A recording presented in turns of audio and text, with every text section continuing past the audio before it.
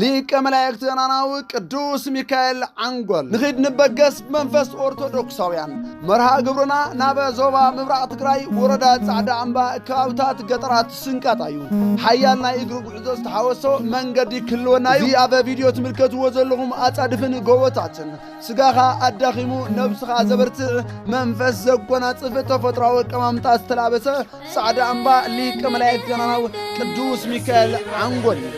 አንጎል ግርማ ጻዕዳ አምባ ተምሳሌት ምትባር መለለይኦም ትሕትና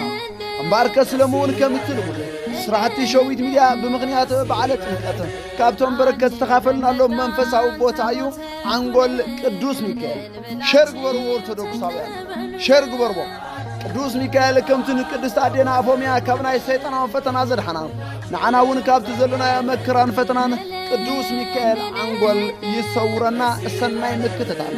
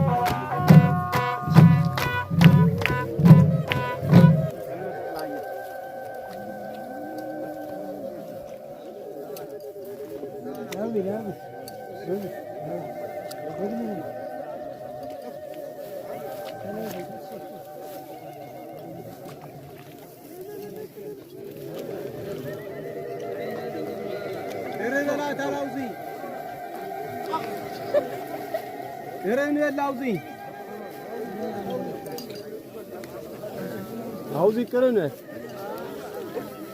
صحكات كل من تغرب لاوزي كرنه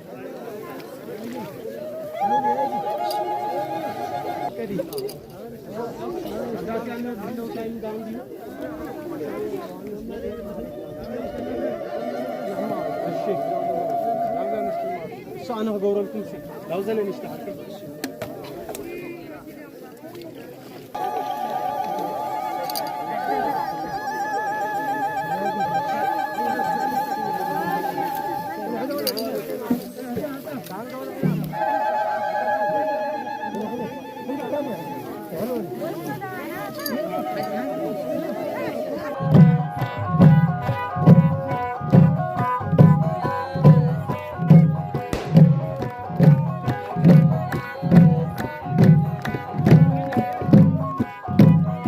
زخبركم أمدري كتأسرو كتفتحوا فقار زهاوكم جيتا مدهني عالم يسوع كريستوس لقاود سبوتاتنا زخبركم عبيت عدي زخبركم مناسي زخبرك نديتات بفصمنا كريستوس سلامتا سلام دحان حريراتكم وع سلام الرخبنا وعد حنا مصاهم مو منالوات أنا بتاخل تفان دبتي أو زي دوي للمنجار عقم هاللي نزاي كناس نجرجن ياو تعدي تقبل تجاه شاي كازوليو قاركات ملي وتتاي قرم مبار تا بروجرام احصر كنبلا كابز لوسو اكلات وصاي صلال كابز حزون اكلات كلاتنا حدا غزي خفكف نول مبار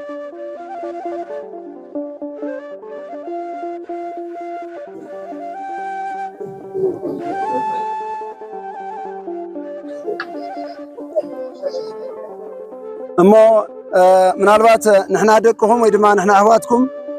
أبالات شويت مليانا نبال مبقسنا كاب كتما مغليو كاب مغل الله تلعلنا لا بستفلالي أدبرات قدامات بيت كريستيانات قدسان سفرا بيت إغزابير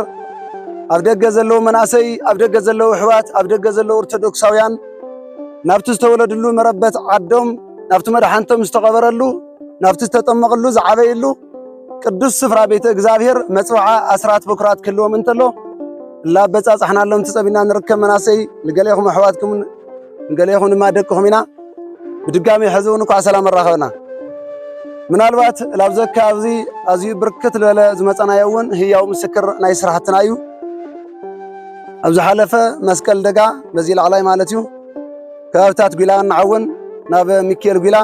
يوهانس قيلا يوهانس مالتي ألنتا شرقسن جورغسن ماريان قبا أبنعا كالي كابتات أزي عندقنا وزال علي سفرا بيت እግዚአብሔር ለላ እንደገና ናይገሮ መንፈስ ቅዱስ ወይድማ ማርያም አጋመት ማለትዩ ለማዓት እንደገና እግዚአብሔር አምላክ ፈቂድዎ እሕዋትና ደቅኹም ደቂ ዓድል ኢኹምና ኣብዚ ተረኺብናለና ዓመታዊ ክብረ በዓል ናይ ጥንቀት ጌታ መድኃኔ ዓለም ኢየሱስ ክርስቶስ ክብረ በዓል ክነኽበር ምስ ወለድና ምስ ሊቃውንቲ ምስ ዓበይቲ ዓዲ ተረኺብናለና እንኳዕ ኣብፅሐኩም ብድጋሜ ስለዚ ለማዓቲ ክንላኣኽ እንተለና ምናልባት ተንዝገለጽክዎን ከባብታት ትግራይ ወይ ድማ ዘነብዚኣ ዘለዋ تفلتوا النسخاتهم كم أبنت نسخاتهم سلا تفلتوا نمبر نافكالي كاب تجرايون بسفي حلا تنكساسنا نركب من البات لما عتي مثل ولا نبرتون مغنيات نقرط على لناون تعينت نبرت عزيزومنا تعينت نبرت كتلا ياخذ نزبل حتى مرسي خون أبدأ جزلون نز لا آخرنا ويدما نزل آخرنا قالت هون ودي حاوي هون حفتي نخفلت علما يتقرط عن جورة زلنا كالي تحس يبلون لما عتي اليوم زلوا حواتنا ويدما لما عتي بركة تخافي لهم زلوا أبزي عمتاو كرب على نايت إنكت منيات نجار مالتيو علىكا هايلا جرازير إيوب حجوس يوت كيدانو صاركان هايلا سلاسين زياتهم أربعتهم حواتنا يوتري ولا لهم أبوتاتنا ليكاونتي لبيسهم ولا لو إجزابي راملاخ كقدسو كمسجنو كودسو ناي حمشتك قداسيان ناي كل تدياكونن ناي سلستقشن ملابس مالتيو تريواز لهم عندنا مسكال كبره يقرأتا تمسكال كمرح تتوقف كبره حنت تمر توقفن حنت عباي مسكال وركما مسكال نون أبوتاتنا ولادينا حزام على لو بتوسخي أنا هنا يجريكون بتا ولادينا بركة محدرنا حزام على لو ولادينا مالتيو بتوسخ عندنا نايتاوت معجبي زابزي على الله كيح سلالون እዚኣተን ተኣዚዝና ይኸው ሒዝና መፂና ኣለና ማለት እዩ እዚ ንብረት እዚ ክለኣኽ እንተሎ ብምኽንያት ንዓና ብምኽንያት ንሕና ካሊእ ተወላዲ ኣብ ደገ ለሎ ሓውና ሓፍትና ንዓና ንኹሎ ውለሎ ብሰላም ወፂ ብሰላም ከኣቱ እቶም ዝሓለፈ እውን ተስፋ መንግስቲ ሰማያት ክወርሱ ወለድና እውን እኳ ኣብ ፀሓካትም ኢልኩም መልእኽቲ ሒዝኩምልና ኺዱ ብዝበለና ኢና ቅድሚ 3 መዓልቲ ናብ ዘውራጃ እዚ መፂና እንዳ ወይዘሮ እንዳ ማርያም እንዳ ወይዘሮ ተካ ተስፋይ ኣካብን እንዳ ኣቡነ ገሪማ ደልቃ በዚ ናብ ጎርሞት ደካዊ ማለት እዩ ኣብኡ ኢና 2 መዓልቲ ለኣክል ፀንሕና ንመበል ሳልሳይ ግዜና ናብ ዘካብ ንመፅእ ኣለና ማለት እዩ ስለዚ እዚኣ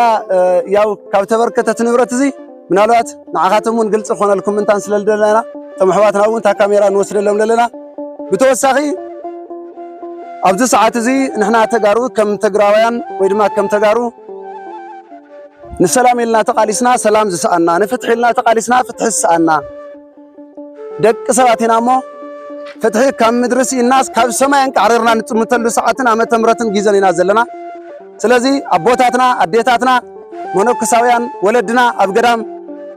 ደም እናነብዑ ቆፅሊ እናበልዑ ስለ ዓዶም ስለ መንነት ስለ ኦርቶዶክሳውያን ስለ ህዝቢ ዓለም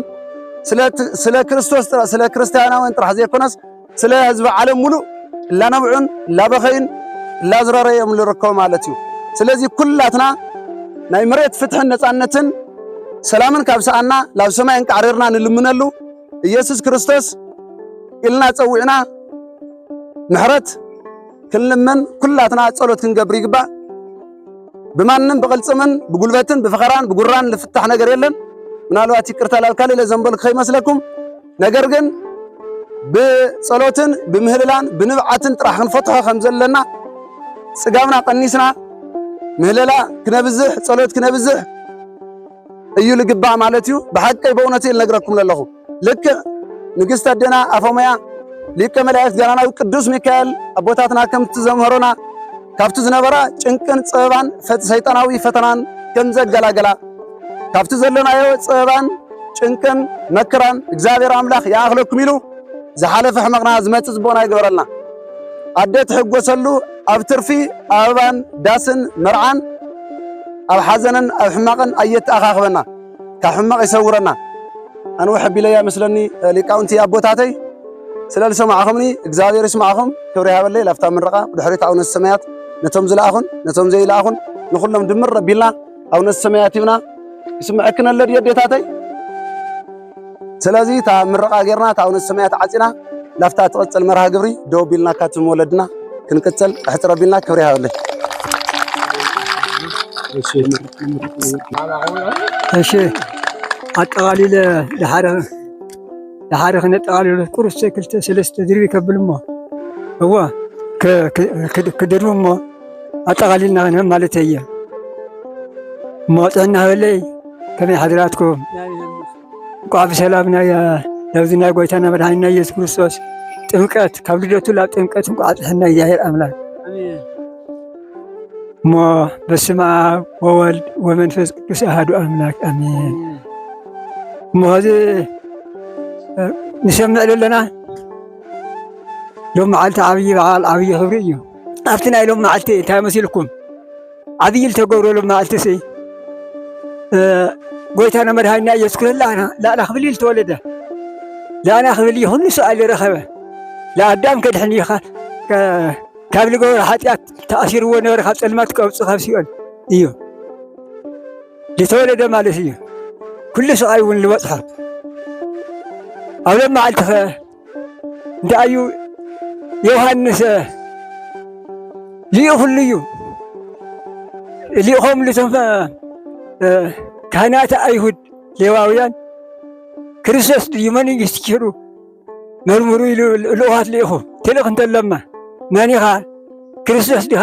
ኢሎም እዮም ለዮሃንስ ምጥማቕ ብልጀመረ ኣብ ገሊላ ኣይ የኾነይ እቲ ናይ ኢሳይያስ ትንቢተ ኢሳይያስ ምድረ በዳ ፅረጉ ፅርግያ ቅንዑ ኮረምታ ሰጠብልዎ ገረብ ገረብ ምልእዎ እቲ ጥዑይ ፅርግያ ስርሑ ጥዋያ ጥዋያ ይትግበሩ ኢሉ ልኡ ግደ ዝተነበዮ ልኡ ክፀርግ እየ መፅአኒኹ ልኡ ክፀርግ ፅርግያ መፅዮምኒኹም በኣነ ክርስቶስ ኤልያስ እውን ኣይኮንካ ኢሎሞ ኣይኮንኩን እቲ ሊኢኹኒ እማ ካባየተታን ኣስኣኑ ክፈትሕ ለይግበአኒ እዩ እሱ ብመንፈስ ቅዱስ ከጥብቐኩም እዩ ኢሉ ንምንታይ ኣብዚኣ ክንሕዘር የለና ሓንቲ ኣብ ኢድ ግን መስአ ኣለዎ ኢሉ ኣብ ኢድ ግን መስአ ኣለዎ ኢሉ መስአ እንታይ እዩ ስርናይ ሓሰሪ ክፈልየሉ ኢሉ ሓሰሪ ስርናይ ክፈልየሉ እቲ ሓሰር ብእሳት ከቃፅሎ እዩ እቲ ስርናይ ግን ላጎትሮ ክእትዎ ኢሉ እዚ እኮ ምሳሌ እዩ ሓሰር ማለት እኮ ሓጢአተኛ እዩ ትለይሰምዕ እቲ ሕገ እግዚኣብሔር ለይገብር ሕገ ሊቃውንቲ ለይሰምዕ እኮ እዩ ሓሰር ልበሃሎ ብእሳት ክቃፀል ልበሃሎ ስርናይ ፅሩይ ስርናይ ልበሃል ለኸ እቲ ናይ ሕገ እግዚኣብሔር ለኽበር እኮ እዩ ምሳሌ እዩ ወንጌል ማለት እዩ እሞ ህዚ ኣብ ሎም መዓልቲ ሪኢኹም ዶ ጎይታና መድሓኒና ኢየሱስ ክርስቶስ ያው ዮሃንስ ኣብይዎ ነይሩ እዩ እስኻስ እሳተ መለኮት ለይተቐረበስ ከመይ ኢለ ሓሰር ደ ላብ እሳት ይቐርብ ይልዎ ኣይ ሕደግ ዳ ኣላእኻ እውን ክብሪ ክኾነካ እዩ ፈጣሪ ኣጥምቆ ተባሂሉ ለኣየለ ትሕትናይ ክንገር እዩ ዋይ ልሎምስ ሕደግ ዳ ኢሉ ጌታ ኮርይሉ እዩ ለጥምቆ ማለት እዩ ትጥምቆ እንተለኸ ባህሪ ሃደመት ጎየት እንትመፅእ ተለማ ባህሪ ዮርዳኖስ ባህሪ ዮርዳኖስ ታኢሉ ተገብረ ተተባሂሉ ኣብ ገሊላይ ኣብ ይሁዳይ ኣብ ኢየሩሳሌም ኣከባቢ ነበረ እሞ ብዙሕ ህዝቢ ኣብኡ ይበዝሕቲ ህዝቢ ቃላይ የተሳሪት ሃይ ደኣ ኣብቲ ብዙሕ ህዝቢ ዘለዎ ኣብኡ ዮርዳኖስ ተመሪፁ ማለት እዩ ዮሃንስ ላጥመቐነሉ ነሉ ስርየት ሓጢአት ዝኾን ጌታ እውን ኣብኡ ተጠሚቑ መንፈስ ቅዱስ ብኣምሳለ ርግቢ ወሪድሎም መዓልቲ ኣብ ርእሱ ከፍ ኢሉ ኣብ እውን ትሕት ኢሉ ታኢሉ ዝን ስምዕዎ ወደይ ዝፈትዎ ወደይ ልኢኸልኩም እኒኹ ናይ ቃል ስምዕ ኢሉ ዝንድኡ ትወልድየ ዘሰመርኩበቱ ስምዕ ናይ ቃል ኢሉ ከዓ ኣብ እውን መስኪሩ አንሻይቱ ሰማያት ተኸፊቱ ማለት እዩ መሬት እውን በሪሃ ለይቲ እዩ መሬት እውን በሪሃ ይብሎ ጌታ ትጥምቕ ተለኸ ናይና መእሰሪና ዲያብሎስ ሓደ ብእምኒ ርኳም ዘይተፀሓፈ ሓደ ፅሑፍ ኣብ ባሕሪ ሓደ ፅሑፍ ኣብ ሲኦል ደርቢ ነይሩ የቕሚጡ እግዚኣብሔር ኣምላከ ዝፍጥረት እዚ ኣኪወየ እኒኹ ኣብ ሲኦል ምናልባሽ ናየ ይልበል እንተኾነሲ ናይ ባሕሪ ደብዳቤ ናይ ሲኦል ደብዳቤ ይርአየለይ ለመመጎት ክኾነኒ ኢሉ ኣቕሚጡ ነይሮ ክልቲኡ ኣብ ሲኦል እየ ባሕሪ ሎም መዓልቲ ሓጢአትና ላእና መእሰሪና ነበረ ጌታ ብልተበለ ተደምሲሱ እዚ እኳ ዕልል ክንብል ይግበአና هو علل بلا عللتا هو ما شرينا لنا ولا لا سيء المأتوينا النورة دياولس لصحافة صحف لهم معلتي تدمسيسو أب بحري جيتا بالآتي أفتح بحري تدمسيسو هذا سيء النورة بعدي سؤالات سيوال تقففت الله أنشعيته وقنت تدمسيس لنا بعدي سؤالات ما يسيه وموذي عبي سؤال كاتيات كالي الرأي هنا ዮሐንስ ተጥምቀተለኸ ነስኹኸት ምናልባሽ ኣትውልዳ ኣትማን ተነስኹኸት ለፈለለ እግዚኣብሔር ደተዓርቕ ግበሩ ኢሉ ላነስሐ ይለጥምቖም ስኢሉ ማይ ምንዛሕ ይኾነይ መፅሄ እዚኣነ ኮ እዩ ወማይ መፅሄ እዚኣነ ንምንታይ መፅህ ነፍሲ እዩ እዚ ስኢልካ ዞ ሓመድ መስደድ ይኾነ እዚ መንፅህ ነፍሲ ስለዝኾነ ላተ ካልእ ሓዲካስ ላተ ብትሕትና ሓጢአትካ ላተነዛዝከ ላተነሳኻ እዩ ልሕፅብ መድሓኒት ምዃኑ ንፈልጦ ኣለና ባህል ኣይኮነይ እዚማ ላእና መድሓኒት ስለዝኾነ እዩ እሞ እዚ ግን ኮነ ኢልና ንሓዞ እዚ ስራሕ እዚ ንምንታይ ሸልትነተይ ንርአዮ እቲ መቕዳሕ ልበሃል ሎ ዓንተ ነጊረየየ ኣይለመደ ኣይኸዲ ስሩ ኣይኾኒ በቁየት የብሉ ሓጢአት ይኽውሶ ኣብዚ መፂኻ ምጥማቕ እዩ እወ ለሓመመ ጎኒ ማእሰል ሓደ ዋዕታ ገብር እምነት እዩ ስማ እምነት ዝኾነ ከይመፅእ ኣይኽእል እምነት ስለዝኾነ ልኡ لحامة ما قلنا ما أسل هذا أبزي على يبصح أبزي على يبصح كان ما قبري تلام لله عين بركة هاللي ول لينك أساس سبقين كما خيت المدهر هذه أقدمنا أول نمسا هذه سبستها لليوا يقول لا متنير هذه زي بقى يسري بالتفت أما بالتودع يطعموا بالتاتيك الرشة زي يما هذين خلي له خلوا الناس اللي هنا قبلنا كولا من تاكاتيه لازم قلت حواتنا ودي نيو يقول الشام يوم لنا نيو هو يقول الشام يوم لنا نيو ريهم ده قال سماء كملوا ورد خمسة استمرنا البال قال سماء يموت إني مالسية يوم لي جاهر أملاك لمنتاي أفتناتهم لهم يقول له أفتناتهم سعري أفتناتهم يحسننا الآن هو مل ساتهم كويم مدام شويت مديال ولا ناوي ونينا نبهال ولا ناله ساتهم له شويت لهم لا لهم يهيدوا يا غير أملاك لا شويو لا لهم يهودوا يقبروا من غير أملاك أتم هو مني ولا تم لتقوت أو تم لهم ولا أي يا غير أملاك جنزوم يفتح بسلام كل حاجة رميته بسلام الملس عدم يقرم لا هفتهم كم ديلهم كفيلهم مساقرهم للرخوي يقرم هاتم زي شويت مريا أمسهم لانهم له يا غير أملاك زرهم يبارك يا غير أملاك توتروا والله بيت كريستيانات بتحيو ترحدي هون مالسيو كندي تيرهم لهم تصير لهم عبي هون ما هي من قصة سمعت مساحتكم ينيو هذا وين كواحدكم أيرها كلية أو نذر سمعتنا